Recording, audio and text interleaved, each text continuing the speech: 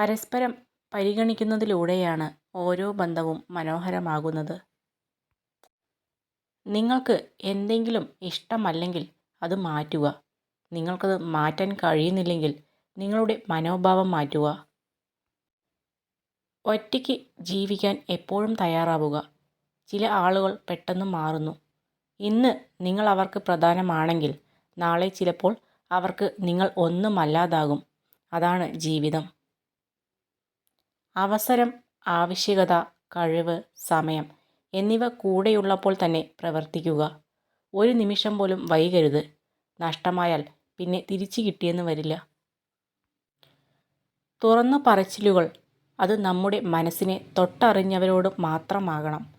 അല്ലെങ്കിൽ സാഹചര്യങ്ങൾ മാറുമ്പോൾ നമുക്ക് എതിരെയുള്ള ആയുധങ്ങളായി അവ മാറിയേക്കാം.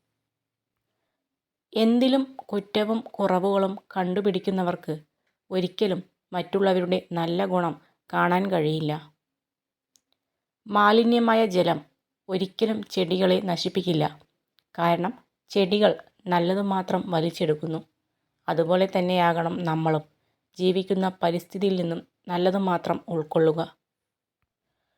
നാവിൽ രുചി തോന്നാത്ത ഭക്ഷണങ്ങൾ ഒഴിവാക്കുന്നത് പോലെ തന്നെ മനസ്സിനെ മുറിവേൽപ്പിക്കുന്ന മനുഷ്യരെയും ഒഴിവാക്കാൻ പഠിക്കുക. വെളിച്ചത്തിലൂടെ നടന്നാലും ചിലപ്പോൾ വഴി തെറ്റിയേക്കാം. ഓരോ വഴിതെറ്റലിലും ഓരോ വീഴ്ചയിലും നമ്മളെ കൂടുതൽ വിവേകവും ബുദ്ധിശാലിയും തിരിച്ചറിവുള്ളവരുമാക്കുന്നു. തെറ്റിച്ചുകൊണ്ടല്ലാതെ നമുക്കൊന്നും പഠിക്കാൻ സാധിക്കുകയില്ല.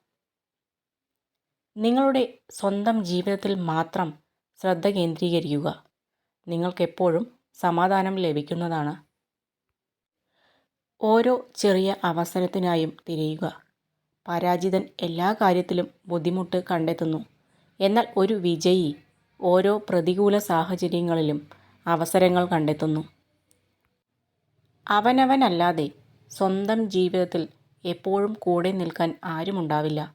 എന്നാൽ മനുഷ്യൻ ഈ സത്യത്തെ അംഗീകരിക്കാൻ വളരെയധികം പ്രയാസപ്പെടുന്നു.